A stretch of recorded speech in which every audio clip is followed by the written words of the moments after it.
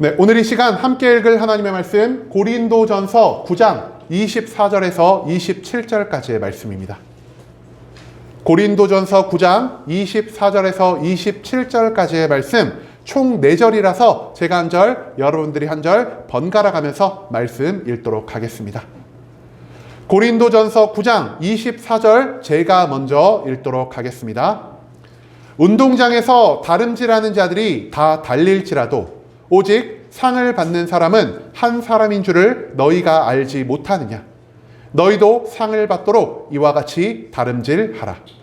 이 일을 바꾸는 자마다 모든 일에 절제하나니 그는 썩을 승리자의 관을 얻고자 하되 우리는 썩지 아니할 것을 얻고자 하노라.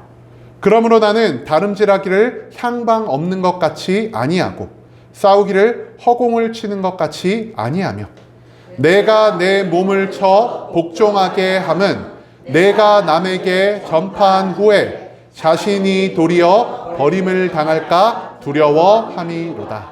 아멘. 네, 오늘 이 시간 우리는 선택과 집중이라는 제목을 가지고 오늘 우리가 읽은 하나님의 말씀 함께 나누는 시간 갖도록 하겠습니다. 여러분, 7월 말부터 8월 중순까지 엄청나게 거대한 세계적 규모의 행사가 열리게 됩니다. 혹시 이거 뭔지 아시나요? 여름 휴가 중요하죠.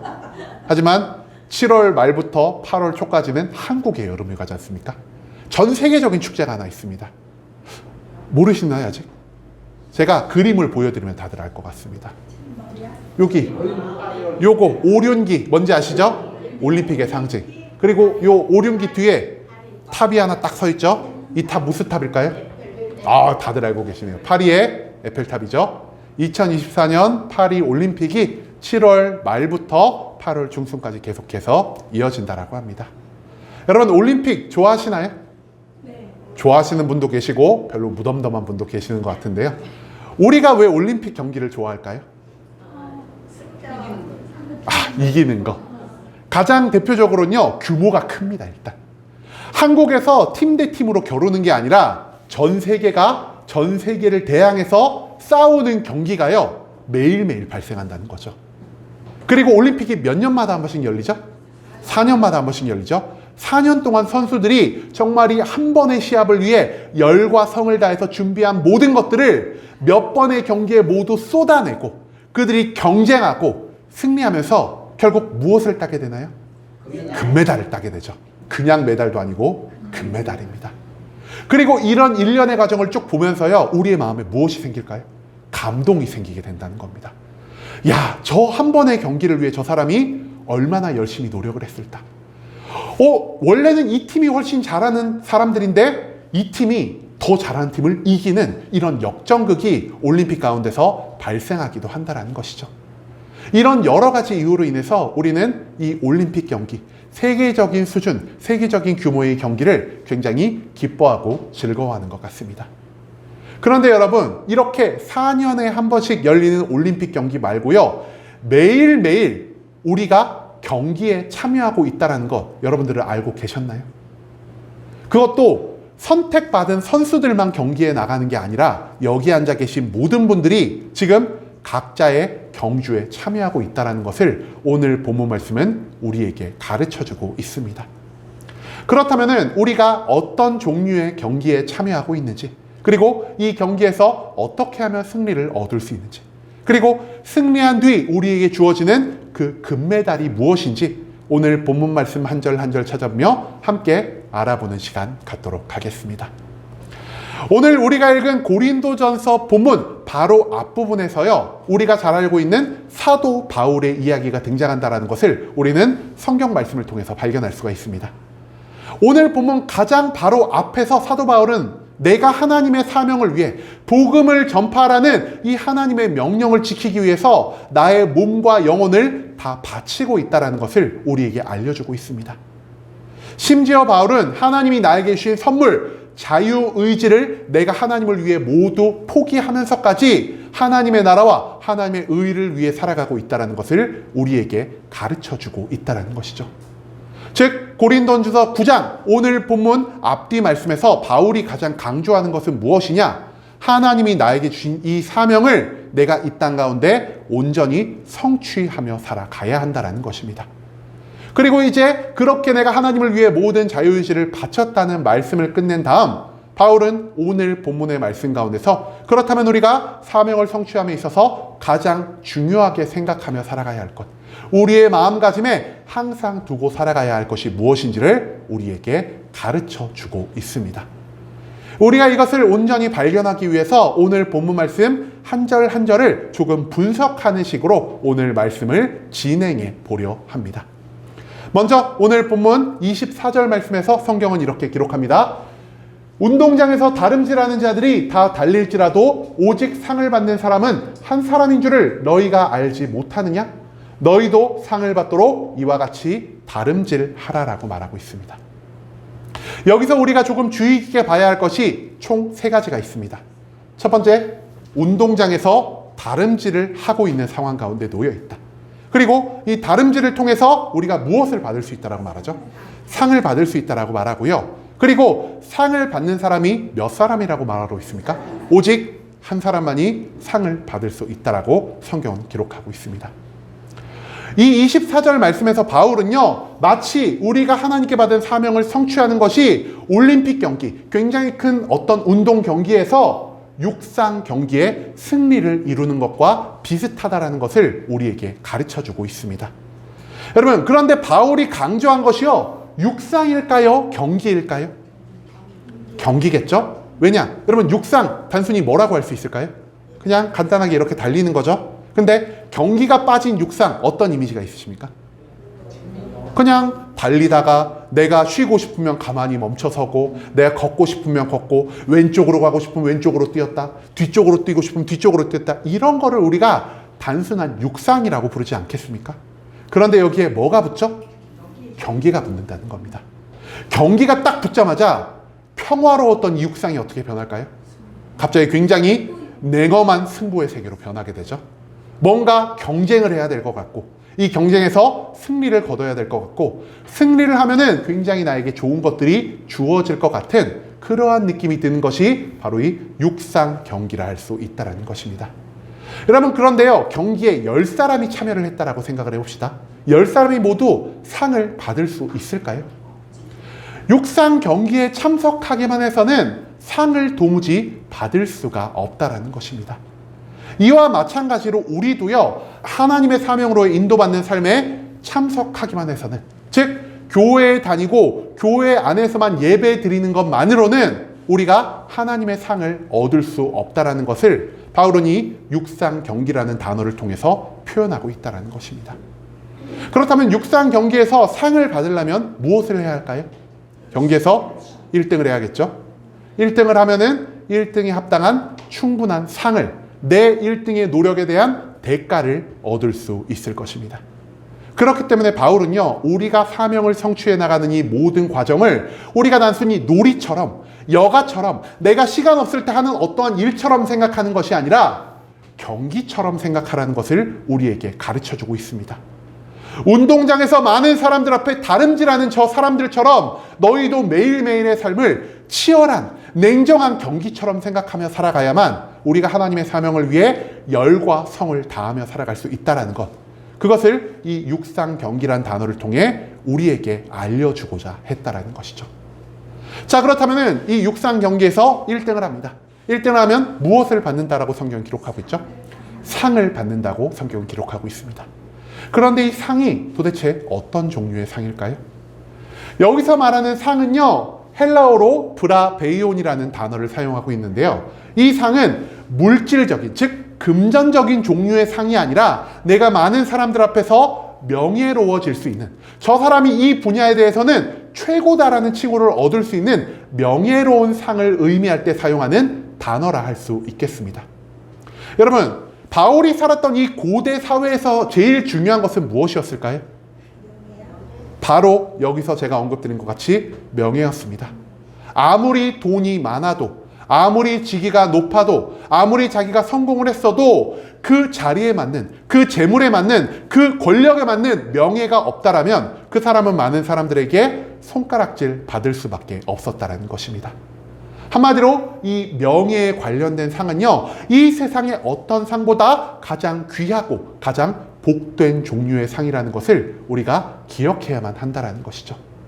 그리고 이런 명예로운 상, 돈보다, 직위보다, 성공보다 더 좋은 종류의 상을 얻기 위해서 우리가 1등을 하기 위해 나의 육상 경기, 나의 하나님의 사명적인 삶에 매일매일 열심과 최선을 다해야 한다는 것을 바울은 또한 이 상이란 표현을 통해서 우리에게 가르쳐주고 있다는 것입니다. 자, 그런데요, 이 상을 받을 수 있는 사람이 몇 명이라고 성경이 기록하고 있죠? 오직 한 사람만이 상을 받을 수 있다라고 성경은 기록하고 있습니다. 그런데요, 여기서 이 오직 한 사람만 상을 받는다 그러면 여기서 조금 기분 나빠하실 분도 몇 분 계실 것 같습니다. 지금 여기 앉아 계신 모든 성도님들 가운데 몇 명만 상을 받을 수 있다고요? 한 명만 상을 받을 수 있답니다.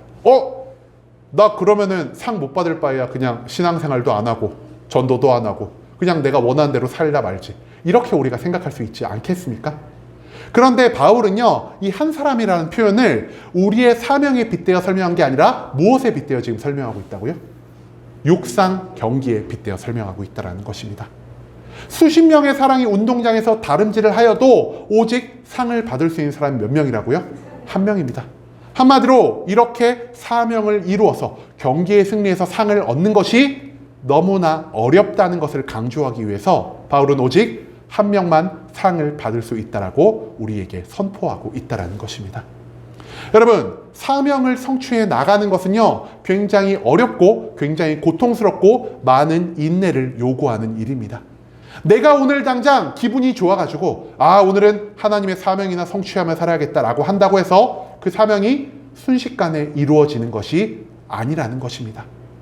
매일매일 벌어지는 수많은 경기 가운데서 내가 인내해야 할 것이 있고, 내가 고통받아야 할 것이 있고, 내가 사명을 위해 나의 모든 삶을 바쳐야 하는 이 열정이 있어야만 그 한 명 안에, 정말 사명을 성취하여 상을 받을 수 있는 소수의 사람들 안에 우리가 들어갈 수 있다는 것, 이것을 강조하기 위해서 바울은 육상 경기, 상, 그리고 한 사람이라는 표현을 사용했다는 것을 우리가 24절 말씀 가운데서 발견할 수 있게 되기를 소망합니다.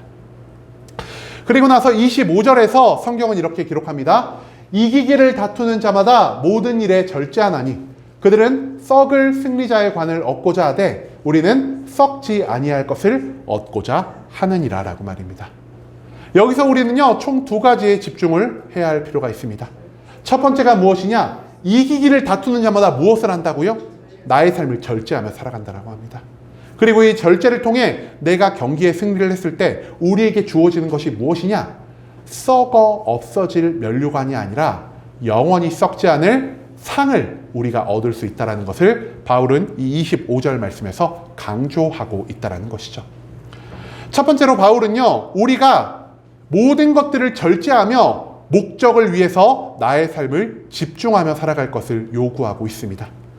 여러분, 경기에 승리하기 위해서는 제일 먼저 무엇을 해야 할까요? 제일 먼저 승리하기 위해 내 경기력을 향상시키려는 연습을 해야 합니다. 올림픽에 나가는 선수가 매일매일 연습하지 않고 매일매일 내 육신을 관리하지 않고 어떻게 그 경기에서 온전한 승리를 얻을 수 있겠습니까?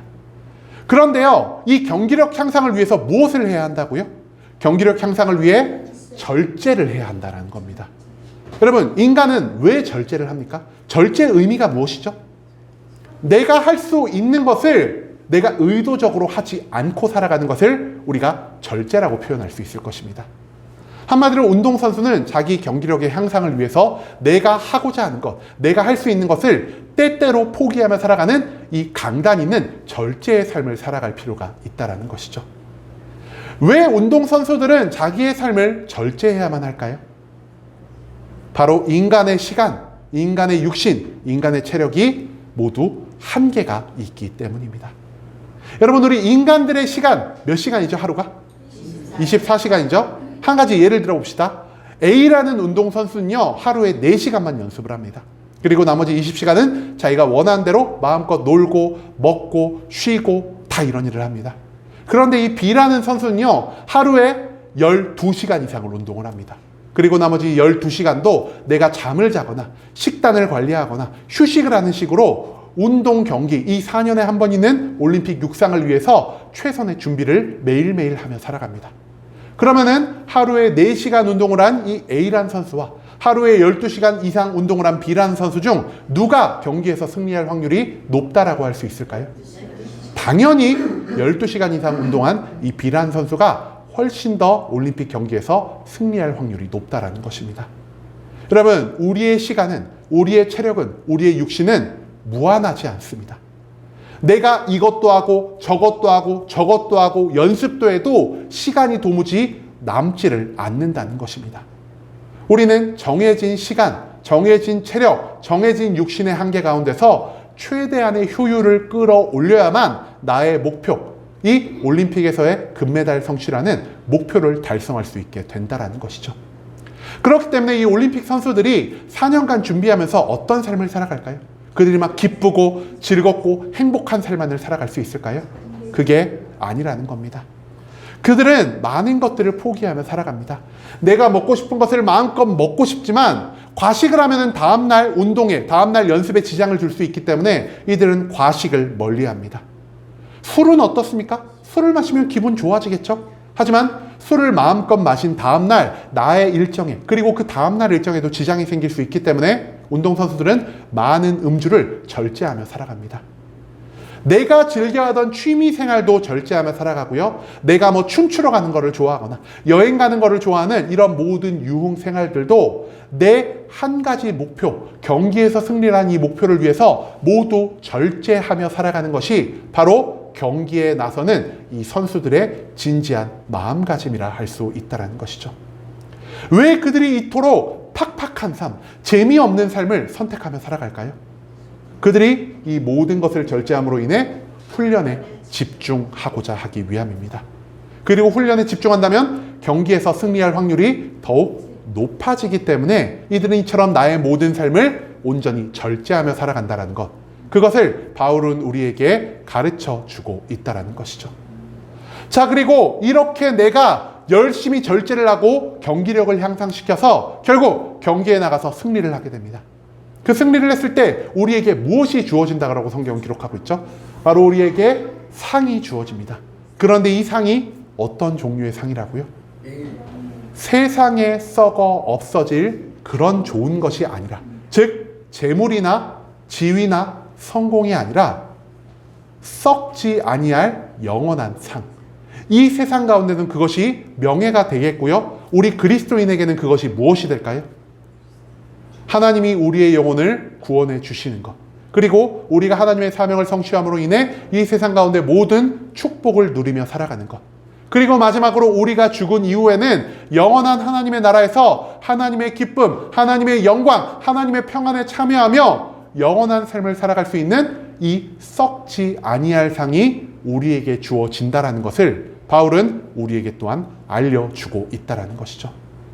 여러분, 세상에서 올림픽이나 아니면 거대한 경기에서 우리가 승리해서 얻는 그 명예로운 상보다 하나님의 사명을 성취함으로 인해 우리가 얻을 수 있는 그 상이 훨씬 더 귀하고 값어치 있고 능력 있는 것이란 사실, 그것을 바울은 이 썩지 아니할 상이란 표현을 통해서 우리에게 가르쳐 주고 있다는 것입니다.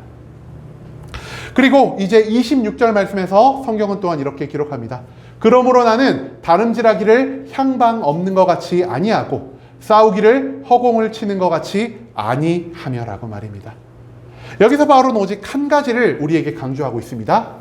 향방 없는 것 같이, 그리고 허공을 치는 것 같이 아니한다라고 말을 하고 있다는 것입니다. 여러분, 운동선수가 열심히 4년 동안 훈련을 하죠. 그리고 이제 경기의 출발선에 딱 섰습니다. 출발선에 딱 섰을 때 선수에게 있어서 가장 중요한 게 무엇일까요? 집중일까요? 네, 바로 누가 말씀하신 것처럼 목표와 방향성의 설정이라는 것입니다. 내가 출발점에 섰다면 내가 달려가야 할 곳은 어디죠? 바로 결승점이라는 겁니다. 즉, 승리를 위해 필요한 것은 온전한 목적지의 설정이라는 것이죠. 만약에 우리가 이 한 번의 경기를 위해 4년 동안 수많은 것들을 준비하고 연습하고 절제하고 살아왔다라고 한들 내가 경기에 참석해서 올바른 결승점을 향해 달려가지 않는다면은 우리가 그 경기에서 절대로 승리할 수가 없다는 것을 바울은 우리에게 가르쳐주고 있습니다. 자, 제가 만약에 올림픽에 나갔습니다. 그리고 제 옆에 4명의 사람들이 이렇게 서 있습니다. 그리고 제가 지금 어디로 몸을 굽히고 있죠? 앞을 향해 몸을 굽히고 있죠? 제 결승점이 어딜까요, 그럼? 제 결승선이 저 앞에 있을 겁니다. 100m 달리기를 한다라고 생각을 해봅시다. 준비하고 총을 탕 올립니다. 그럼 제가 어디로 달려가야 되죠? 제가 앞으로 100m를 미친 듯이 뛰어가야 할 겁니다. 그런데 제가 그날따라 앞으로 뛰고 싶은 기분이 안 들었습니다. 갑자기 서쪽으로 몸을 딱 돌린 다음에 왼쪽으로 미친 듯이 뛰어가서 누구보다 빠르게 100m를 질주를 했다라고 생각을 해봅시다. 제가 받을 수 있는 상이 있을까요? 저는 상을 받을 수 없습니다. 왜 상을 받을 수 없죠? 제가 달려나간 곳이 올바른 목적지가 아니었기 때문입니다. 즉 바울은요, 우리가 아무리 열심을 다하고 우리가 아무리 최선을 다하고 우리가 나의 삶의 사명을 이룰 모든 준비를 마쳤다 한들 우리의 사명에 있어서 목적지가 설정되지 않는다면, 그 목적지만을 바라보는 집중력을 가지고 있지 않는다면 우리가 나의 사명 성취에 실패할 수도 있다는 것을 우리에게 가르쳐주고 있습니다. 즉 사명에 있어서 정말 중요한 것은 내가 사명자의 삶을 위해 나의 것을 절제하고 모든 것들을 준비하며 하나님 한 분만을 바라보며 사는 것 물론 중요하지만, 내가 이 모든 절제한 것, 내가 이 모든 노력한 것을 가지고 어디에 이것을 쏟아내는지도 굉장히 중요하다는 것을 우리가 이 목표 설정이라는 단어를 통해서 기억할 수 있기를 소망합니다. 그런데 우리는요, 내 목표점에 온전히 집중하지 못하고 살아갈 때가 너무나 많습니다. 우리가 왜 나의 목표점에 집중하지 못하고 살아갈 때가 너무나 많을까요? 우리가 내 목표를 타인의 목표와 비교하기 때문입니다. 타인이 무언가 추구하는 삶, 타인이 하나님께 받은 사명이 내가 받은 사명보다 무언가 더 멋있어 보이고 무언가 더 편해 보이고 그 사명을 성취했을 때 그가 얻을 수 있는 것이 더 많아 보이기 때문에 우리가 타인의 사명을 비교하고 타인의 사명을 시기하고 부러워할 때가 너무나 많기에 우리는 나에게 주어지는 목적에 온전히 집중하지 못하고 살아갈 때가 너무나 많다라는 것입니다. 또한 우리의 눈을 가리는 것이 무엇입니까? 세상에 좋아 보이는 모든 것들이 내 눈을 가리게 된다라는 겁니다. 육상 경기로 비유를 하자면요, 제 왼쪽에 있는 사람이 제 라이벌입니다. 그런데 이 라이벌이 어느 날 정신이 좀 획가닥 돼가지고 앞쪽을 향해 달려나가야 되는데 준비 땅 하자 갑자기 뒤쪽으로 막 달리기 시작하는 겁니다. 근데 저는 어디로 달려가야 되죠? 앞을 향해 달려가야 되죠? 근데 이 사람이 내 라이벌인데 이 사람이 뒤로 달려가니까 나도 뒤로 몸을 돌려 달려간다면 이거는 어리석은 행위밖에 될 수 없다라는 겁니다. 또한 내가 앞을 향해 미친 듯이 달려가고 있는데 저기 오른쪽에 제가 굉장히 좋아하는 뼈해 장국이 있다라고 생각해 봅시다. 뼈해 장국을 먹으러 제가 갑자기 몸을 오른쪽으로 확 돌려서 그쪽으로 달려간다면 제가 경기에서 승리할 수가 있을까요? 도무지 승리할 수가 없다라는 거죠. 즉 경기에 참석한 자로서 가장 중요한 것은 무엇이냐? 목표 하나만, 나에게 주어진 그 결승골 하나만 보며 달려갈 수 있는 이 강력한 집중력, 목표의 올바른 설정이 무엇보다 중요하다는 것을 바울은 우리에게 가르쳐주고 있다는 것입니다. 그리고 마지막 27절에서 성경은 이렇게 기록합니다. 내가 내 몸을 쳐 복종하게 함은 내가 남에게 전파한 후에 자신이 도리어 버림을 당할까 두려워함이로다라고 말하고 있습니다. 27절에서 바울은 우리에게 두 가지를 알려주고 있습니다. 첫 번째, 우리가 사명 성취를 위해서 다시 한번 나 자신을 돌아봐야 한다라고 성경은 말하고 있습니다. 그런데 우리 자신을 어떻게 돌아보라고 말하고 있죠? 내 몸을 쳐서 복종시키라라고 성경이 기록하고 있다는 것입니다. 여러분, 우리들의 몸을 쳐서 복종시킨다. 복종의 의미 다들 뭔지 아시죠? 누군가의 밑에서 누군가에게 온전히 순종하며 살아가는 것을 우리가 복종이라고 말을 합니다. 그런데 여기서 이 복종이라는 단어를 표현할 때 헬라어로 둘로스라는 단어가 사용이 되었다고 합니다. 그런데 이 둘로스라는 단어 누구에게만 쓰이던 단어였을까요? 바로 종이 아니라 노예에게만 사용된 단어였다고 합니다. 여러분, 그런데 종이 노예 같고 노예가 종 같은 그런 느낌이 살짝 있죠. 그런데 노예와 종은요, 이 당시에 엄연히 분리가 된 존재들이었습니다. 물론 이들에게도 공통점이 있죠. 공통점이 무엇일까요? 모두 주인을 섬기고 한 주인에게만 복종하는 그런 공통점이 종과 노예에게 존재를 합니다. 하지만 이들에게는 결정적인 차이점이 하나가 있는데요. 먼저 종은 어떤 자이냐? 자유의지가 있는 자라는 겁니다.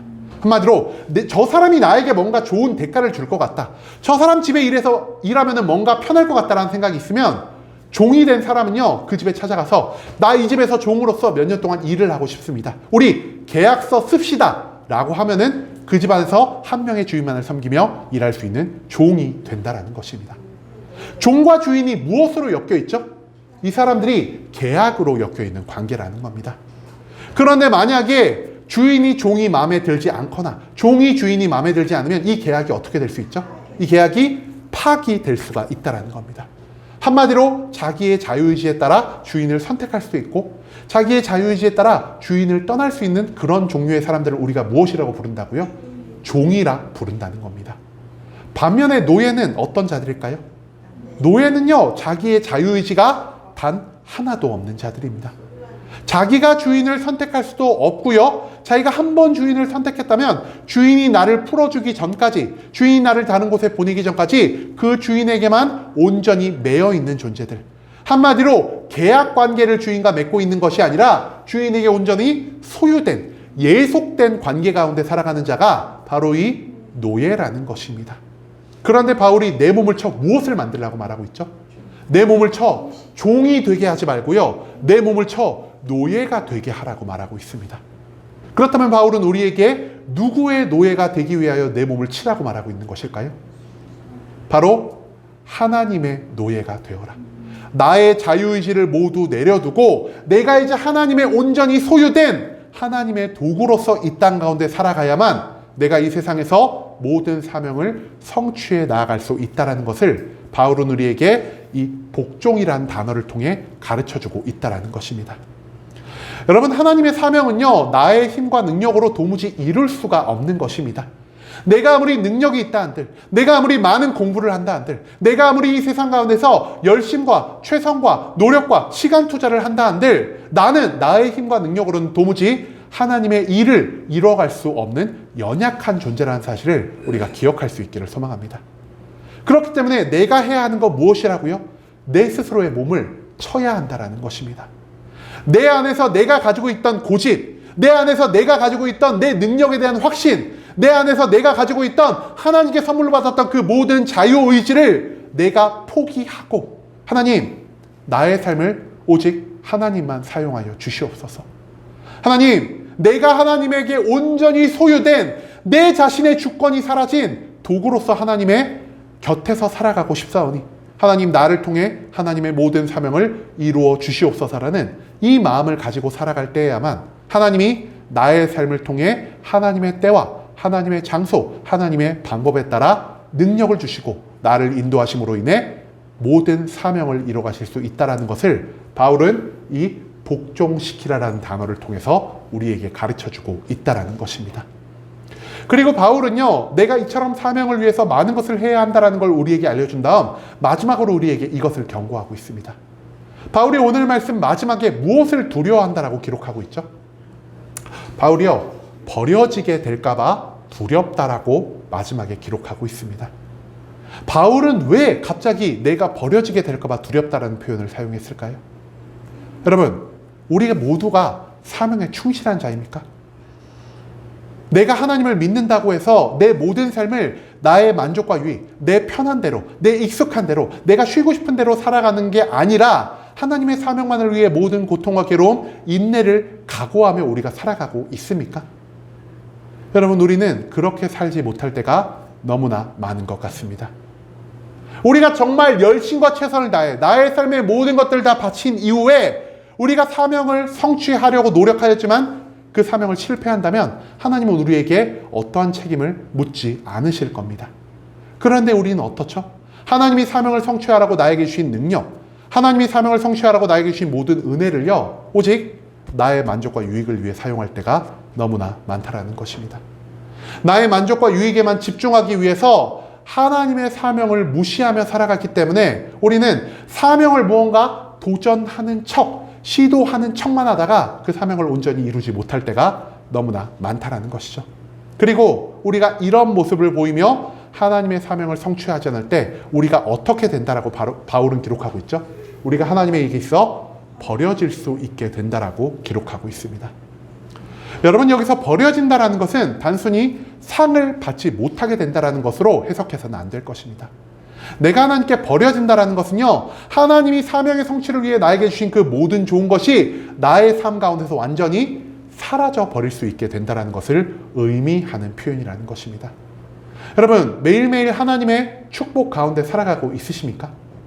여러분, 우리는요, 매일 하나님의 축복 가운데 살아가고 있지 못하다라고 생각할 때가 너무나 많습니다.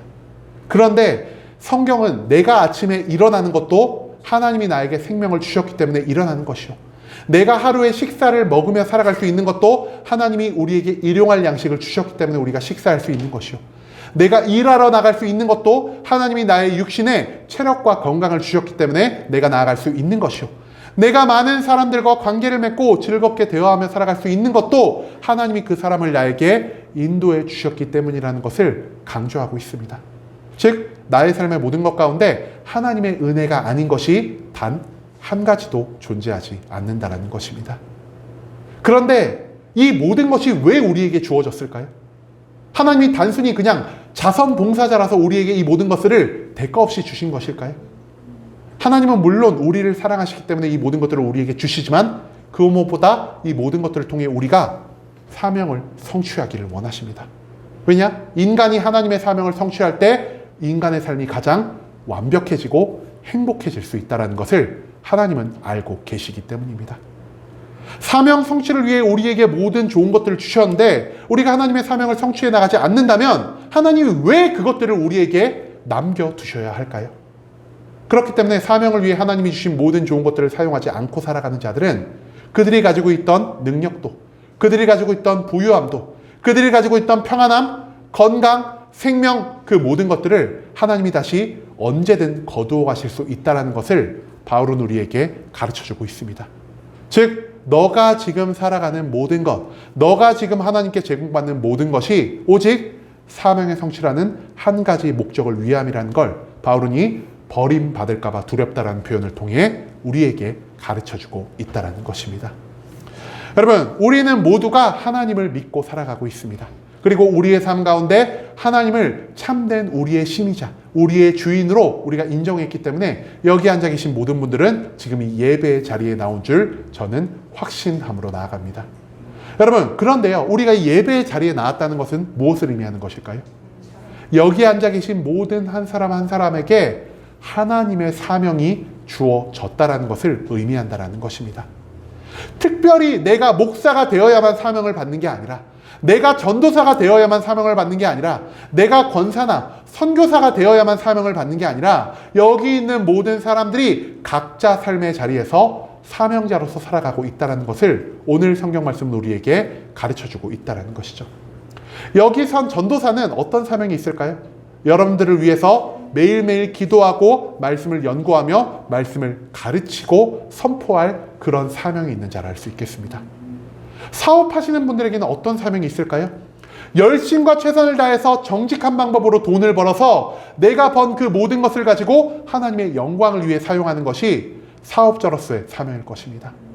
교사로서의 사명은 무엇일까요? 내가 열과 성을 다해 이 학생들을 가르침으로 인해 나에게 주어진 하나님의 이 교육의 사명을 달성하는 것이 바로 교사의 사명이라 할 수 있을 것입니다. 학생에게 있어서 사명은 공부일 것이고요, 사원에게 있어서 사명은 그 사업장에 온전히 헌신하면서 하나님의 사명을 이루어가는 것일 거고요, 가정주부에게 있어서 사명은 내가 이 가정의 모든 것들을 위해 일하면서 가정을 화목하게 만들어 가야 한다는 것임을 우리가 반드시 기억할 수 있기를 소망합니다. 즉, 우리의 사명은 한 가지로 통일된 것이 아니라 각자가 있는 삶의 자리에 따라, 각자의 환경에 따라 너무나 달라질 수 있다는 것을 성경은 우리에게 가르쳐주고 있다는 것이죠. 그리고 이렇게 사명자로 살아가는 우리들에게는요, 총 두 가지의 선택지가 존재한다라 할 수 있겠습니다. 첫 번째 선택지 무엇일까요? 나에게 주어진 사명을 성취하여 성경이 말한 대로 썩지 않을 귀한 상을 얻으며 살아가는 것. 그렇다면 두 번째 선택지는 무엇일까요?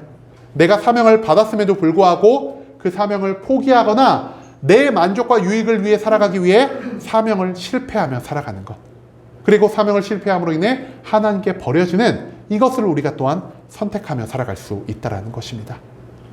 여러분, 앞서서 우리의 사명 성취가 무엇과 비교될 수 있다라고 바울이 우리에게 강조했죠?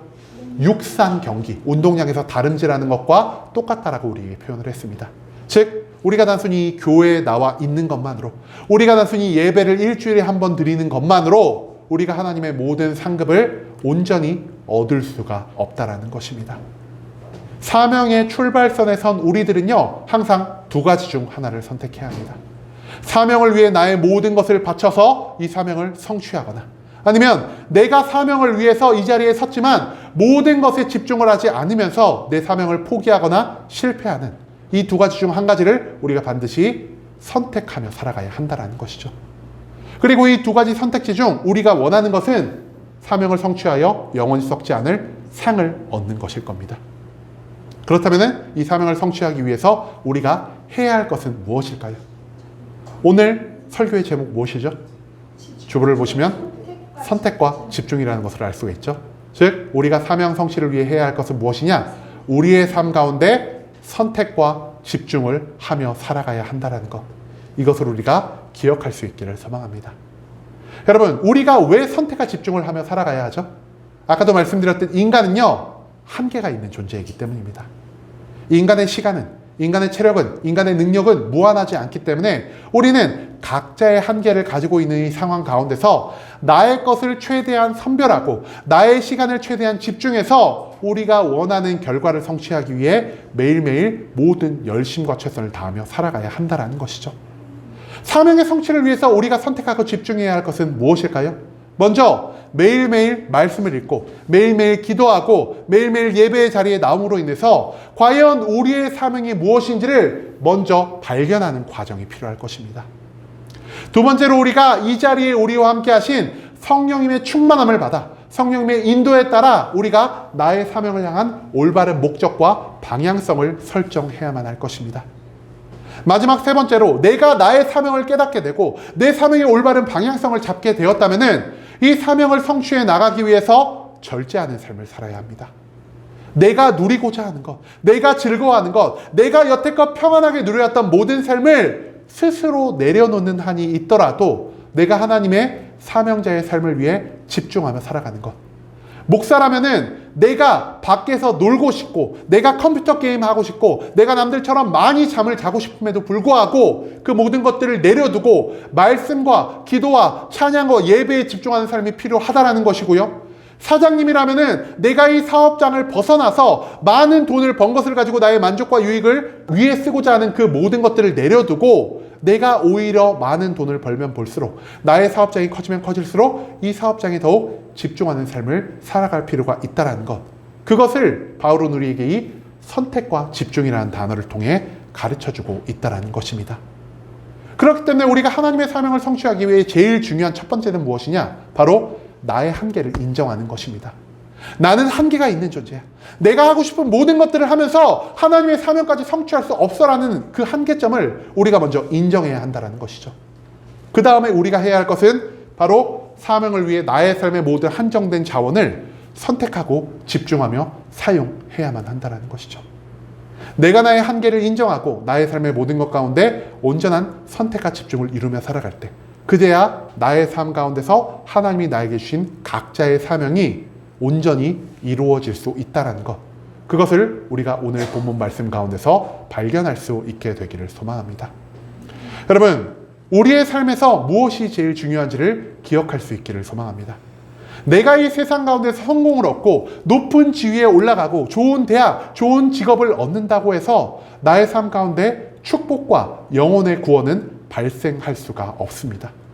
하지만 내가 그 모든 것들을 실패한다 하더라도 하나님이 나에게 주신 사명, 나의 삶의 자리에서 내가 반드시 이뤄가야 할 그 하나님의 명령을 순종하며 살아간다면 이 세상 가운데서 나는 하나님이 주시는 모든 축복을 누리며 살아갈 수 있을 것이고요. 나의 영혼은 구원받아 영원히 썩지 않을 하나님 나라의 영광을 누릴 수 있게 된다는 것을 우리가 오늘 말씀 가운데서 기억할 수 있기를 소망합니다. 그렇기 때문에 우리가 하나님을 믿고 하나님의 사명자로서 살아간다면 내 개인적인 소망과 평안을 내려놓는 한이 있더라도 하나님이 나에게 주신 그 어떠한 일을 위해서 무언가를 선택하고 무언가에 집중하는 이 선택과 집중의 삶을 살아가야만 한다는 것. 그것을 오늘 말씀에서 바울은 우리에게 가르쳐주고 있다는 것입니다. 이제는 한정된 시간과 육신의 삶 가운데서 사명의 성취를 위해 선택과 집중이 필요하다는 것을 우리가 확신하며 나아갈 수 있기를 소망합니다. 그리고 스스로를 절제하고 나 자신을 하나님의 노예, 하나님께 완전히 소속된 이 도구로서 맡겨드리면서 하나님이 나를 통해 이 땅 가운데 이루실 하나님의 나라와 하나님의 뜻을 기대하며 살아갈 수 있는 순복음 함께하는 교회 모든 성도님들이 될 수 있길 간절한 마음으로 소망하겠습니다.